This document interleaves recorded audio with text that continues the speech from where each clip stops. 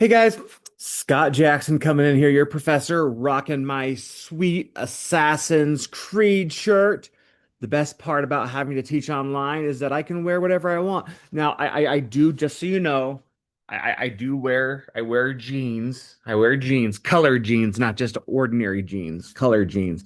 So I'm not in my jammies yet. I usually try to wait until afternoon before I put on my jammies, but sometimes I get a little early. Sometimes I have to go out and then I leave them on till like 4 or 5. So, anyways, nice to see you guys. It's a pleasure to see you. Thank you so much for giving me the opportunity to meet up here with you. Um, Little update on my health. My health is doing much better. I anticipate full recovery and the ability to teach again next fall in person. So, um, I would tell you that my best classes are definitely in person. So if you if you need to take a history class, please take a history class from me. I would love to see you in the fall, okay? All right. Those of you that have already taken my fall or my history class, thank you for taking it.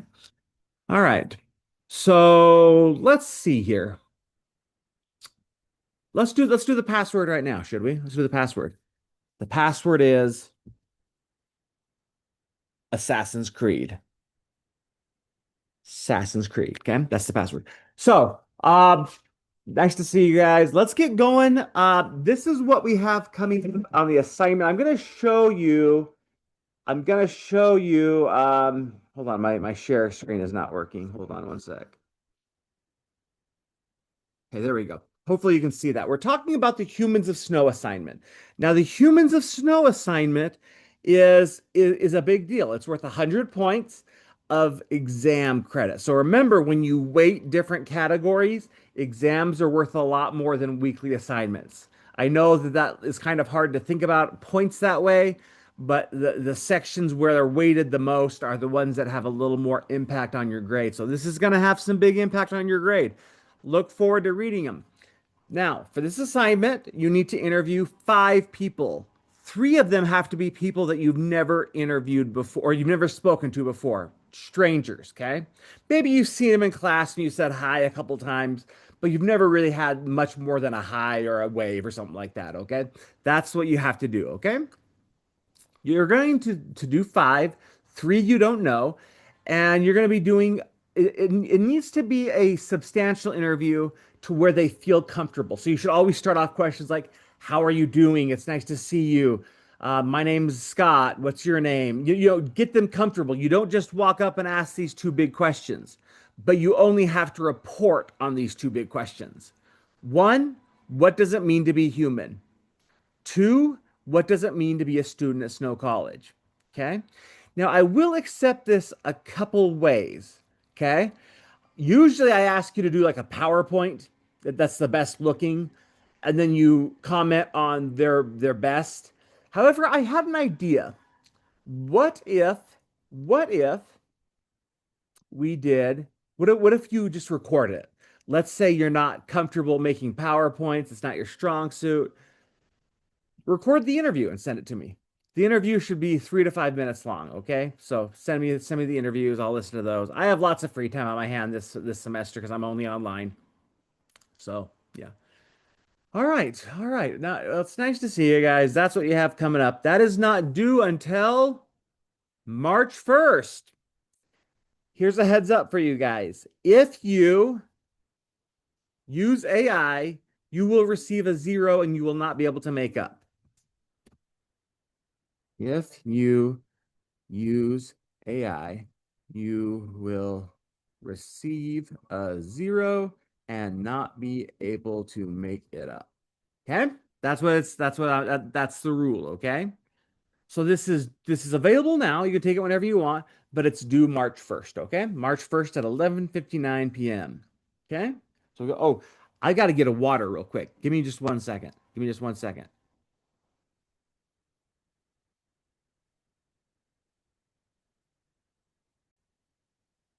Okay. Hopefully we're back on. Excellent. One thing I did forget to share with you is that when your next quiz is, okay? So let's go to quizzes over here.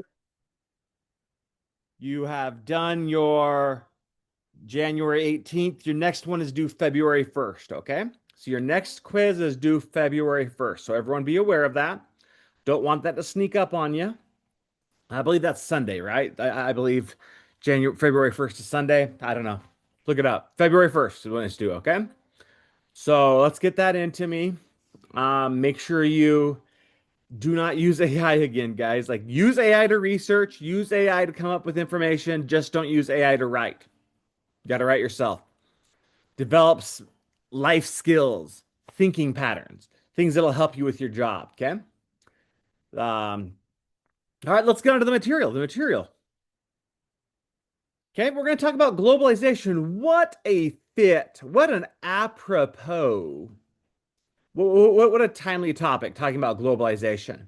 Now, America is in a period of history where we are called isolationists. Now, America has gone through these patterns where at one point they're like, just watch America. You know, George Washington gives the famous talk, um, let foreign, like, you know, don't get involved in foreign alliances, basically. And so we're isolationists. We treat America for a long period of time. Then we go through some globalization. Let's accept others. We need immigrants. We need cheap labor. It's never like we need better food. It's like or culture. It's all because of work, right? We need these workers. And so then we go through periods of globalization like that. Right around the year of 2001 when 9/11 happened, we definitely went globalist, which is, you know.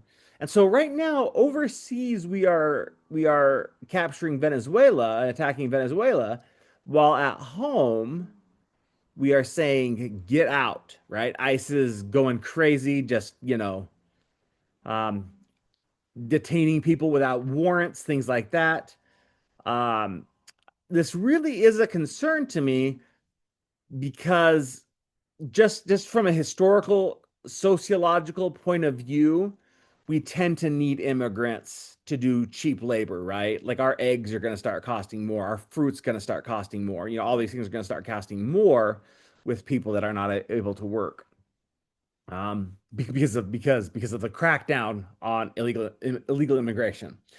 Now, I'm not here to tell you that illegal immigration is bad. I'm not here to tell you it's good.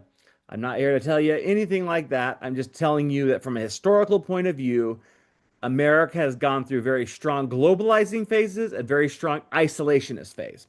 So globalization helps to break down barriers. It facilitates cultural exchange. Is an idea called syncretism. If a power moves into government of a location, like let's say America like takes total control of Venezuela, um, people in Venezuela would try to become more American, to be assimilated by their captors, right? That's kind of the nature, right? That's the nature of syncretism. Is it's usually towards the power, the changes towards power. Okay, so here's our worldview. Our worldview basically says, I'm gonna fix my camera here. Universal needs like community. Do we care about the world's needs? Again, going to that isolationist. Or do we care about American needs?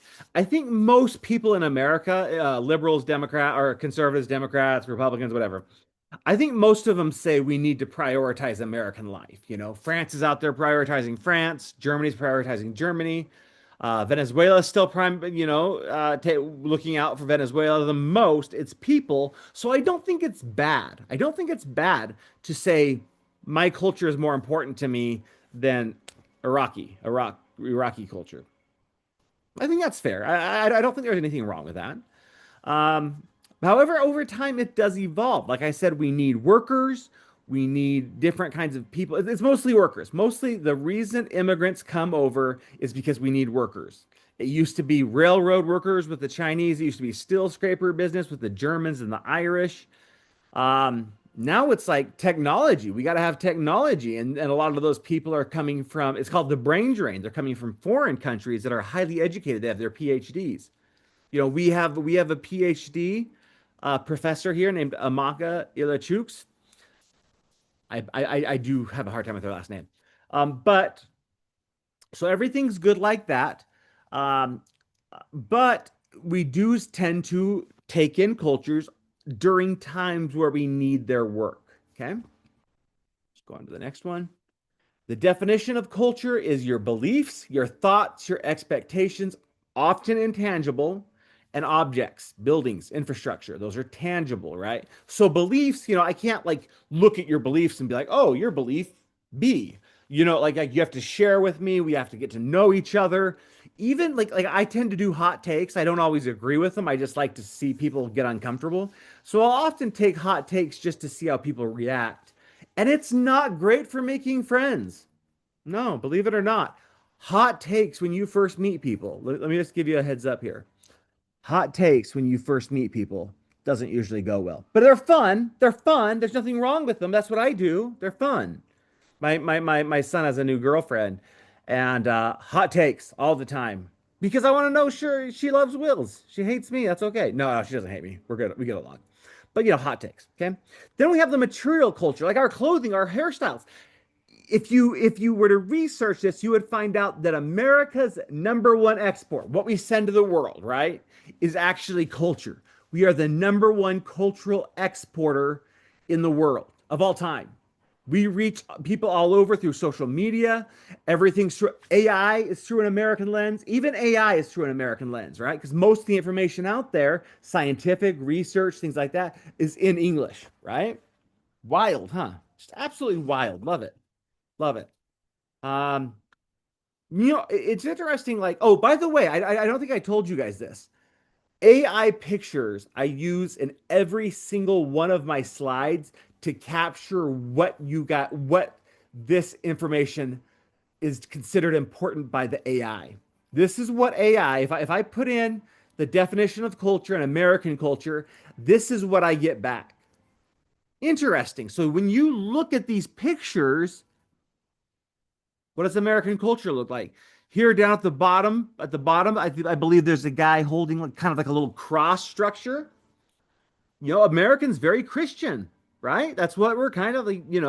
I mean, there is a lot of agnosticism and atheism now, and those are the fastest growing religion, but America is still a very much a Christian nation by practice, right? Maybe you say, well, it shouldn't be. Look, I'm not saying it should be. I'm saying it is. I'm saying it is. America is a very Christian nation,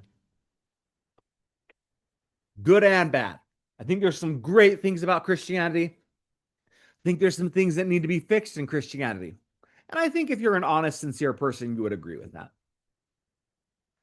All right. Sociology is understand your values. What are your values? What do you like the root word of it is value. What do you value? Where are your values? America, family, God, Bible, competition, sports, baseball, basketball, football, the traditional sports, right? Maybe those are what you think. These are all kind of the idea behind what your values are. What does America value and what do you value? I would say most Americans tend to value similar things. They may go about it a different way. Like, for instance, Christianity focuses on community, atheism focuses on community. So everyone thinks community is important. Like, almost everyone in America is like, no, you need a community. Whatever your pathway is, whatever your background is, you need community. So that is a value. That community is good, and that is a value that is shared by all demographics in America. All demographics, other than like 18-year-old nihilists. But they don't count for anything. No, you're in this. If you're in the throes of nihilism, you get in contact with me. You get in contact with me. That also tells me if you have any issues with mental health, get in contact with me. I think I talked about that the first class, but get in contact with me. I want to take care of you. Remember, the password today is Assassin's Creed. Okay, your core beliefs. What are your core tenets and convictions that are held by individuals? They were influenced by rewards and punishments and dynamic, not static. It's not just the same. Our core beliefs are allowed to change. They change. Think about Dr. Martin Luther King Jr. He was considered the devil, the antichrist while he was alive. Now we have a whole freaking holiday for the guy. Wow. Talk about a change in core beliefs. Talk about belief and blindness, blowns. This is where it's kind of funny. Convection, not conviction, convection. I love these. I love these AI things. I think it just really shows, like, is your conviction and your belief separate? Sometimes we have conviction. I have a good friend who doesn't like church, hates it. He doesn't believe in it. He does not believe in it, but he goes every week. Goes every week. I think the guy's dope. I like him because he values community. He knows that's where he feels comfortable. Freaking love that guy. I'm in a bishopric, and he's one of my best. He helps me more than anyone else. He's the most reliable guy in the ward. And so, his core belief has changed, but his value is still the same. I hope maybe I belabored this point, but so let's move on.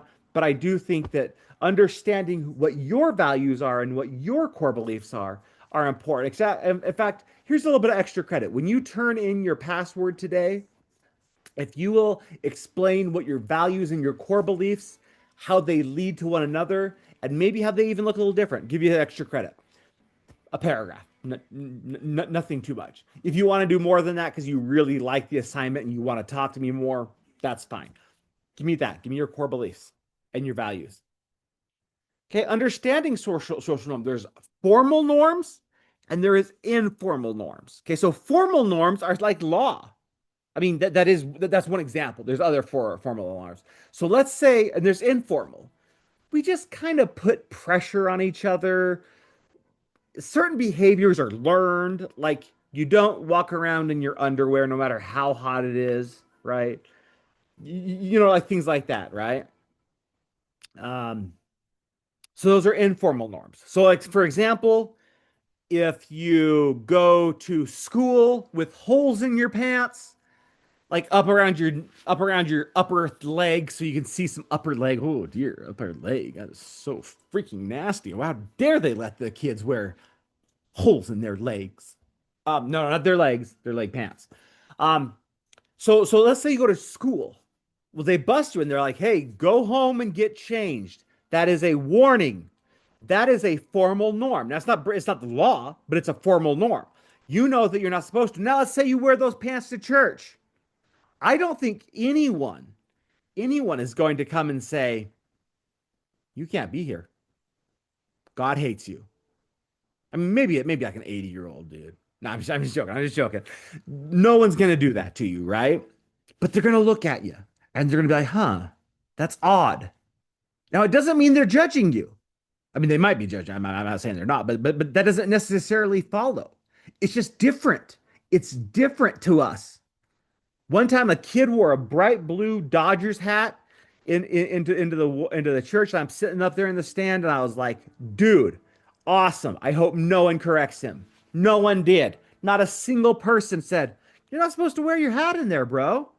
Put my arm around him. I said, "Thanks for coming, man. I love that hat." Other than it's the Dodgers, and the Dodgers suck. If you say you like the Dodgers, why don't you just say you like money? Just say you like money. Yeah, yeah. Go ahead, say it. If you like the Dodgers, I'm gonna wait and let you say I like money more than baseball. Go ahead and say it. Anyway, I hope at least there's one person that had to do that. You go to church as our informal norms looking at you. Just feel like you can tell that people are uncomfortable. Those would be the informal norms. So formal norms, informal norms. Sometimes informal norms are more pressure than formal norms.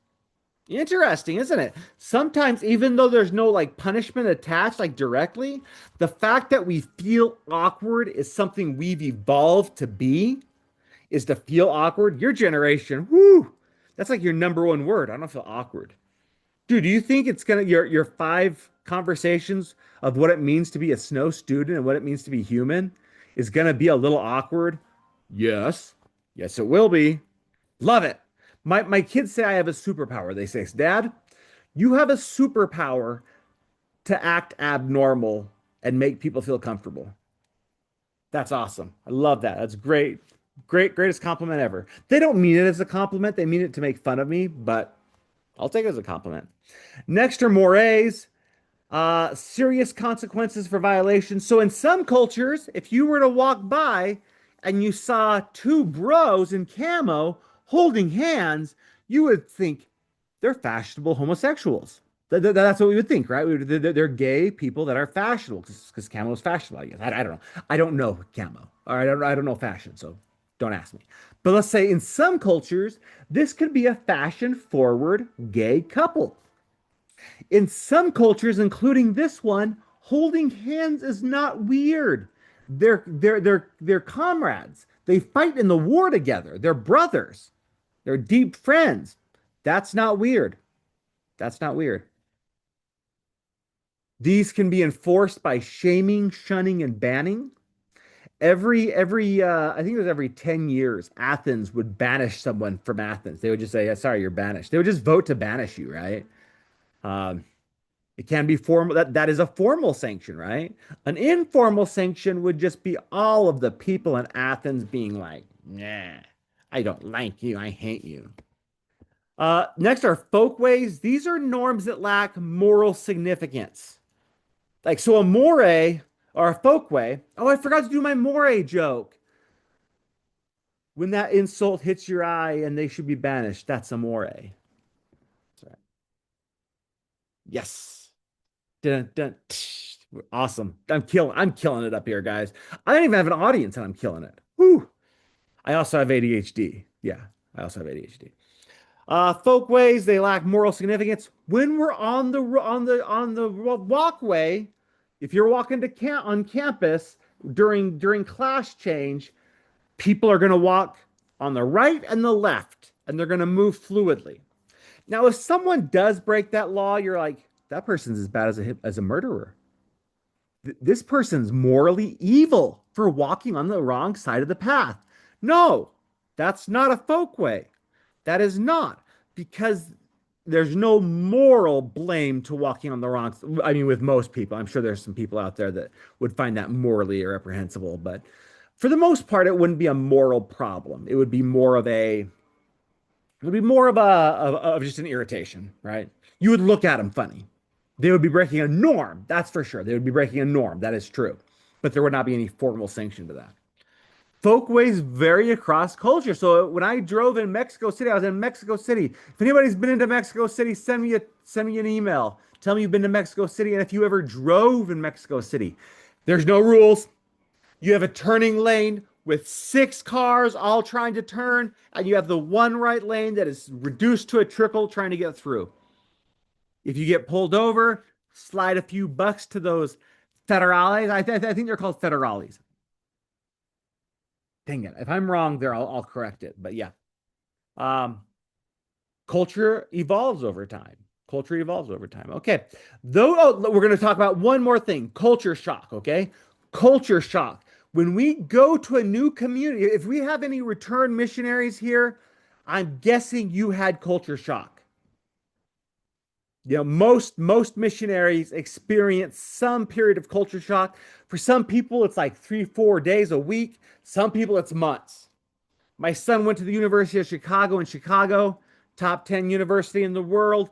But my goodness, it was culture shock. And you know, one of the things that shocked my son more than anything was that people weren't nice to each other. Like he would go to the store and the person who took his groceries or whatever was rude to him. That was weird to him. I mean, in Gunnison, everyone's like, "Hey, Wills, what's up, bro? How's it going?" Or at the very least, they're like, "Hey, how's it going today? Nice to see you. Thanks for shopping here." You know, just little things like that that are usually culturally relative behind bigger cities and smaller cities. So that was just one culture shock, right? Not to mention there's shootings on the street. You know, right off campus, there's a shooting the first week he's there. In fact, I was dropping him off. Like I was dropping him off in Chicago, and there was a shooting the day that he checked into school, right off campus. Whoo! Think I had a little bit of fear? You think Wills had a little bit of culture shock? Yes, he did. He had a major amount of culture shock, as was expected. Well, no, it wasn't quite as expected as it hit. It hit really hard though. All right, let's talk about some symbols and language. This is for symbolic interactionism. If anybody's a symbolic interactionist, remember we have functionalism, conflict theory, and symbolic interactionism. This most of what we've talked about today has just been functionalism. Norms make society function. folkways make society function. So this is the symbolic interaction is what is the role? The Greeks had like 18 words for what we use the word love for. We use the word love, they use like 15 words to do it. So like if you said, I love you, wife, I love you, mom and dad, I love you, daughter. Those are all totally different meanings of the word love right there. And this is true with all words, not just love. But if let's say Steve had a girlfriend, he says, I want to make love to you. That's a little different than saying to a friend, I love you, brother. I love you, friend. Big difference, right? That is a major difference right there in the same word. So our minds, our brains are actually shaped according to the Sapir-Whorf process to think differently. It is the very language that we speak that from the very start makes our minds different from each other. We have differences in our brain makeup because of the language we use. That's the hypothesis. It's not proven, but it's a very strong hypothesis. And I would say most sociologists accept that. Most. There is a decent chunk that would say they disagree, but most would say they agree with that. So that's why anybody know someone that's bilingual? Maybe some of you are bilingual. When you talk, sometimes there's a word that you're like, what's the word for that in what's the word for that in Spanish? It works better. There's like a word like my sister-in-law, she's Mexican. She doesn't have a word for lemons. When she asks for a lemon, she gets lime. She just says lime. That's all she knows. That's all she knows is to say lime.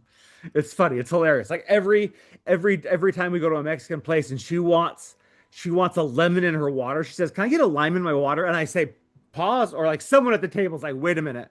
She means lemon. And she's like, "Yes, thank you. Thank you very much. That helps." So just little things like that.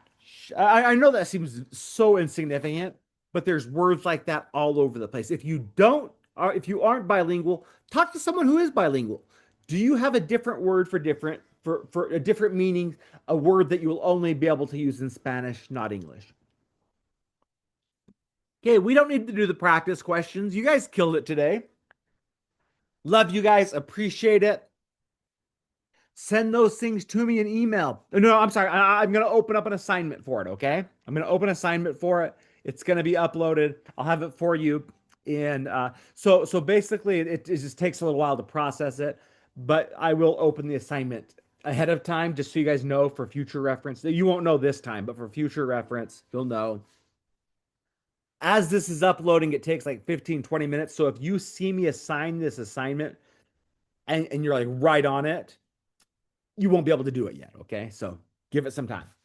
All right, guys. I appreciate you. Thank you so much for watching class today. You give me a lot of purpose. I hope I give you some purpose. But I love you guys. Thank you.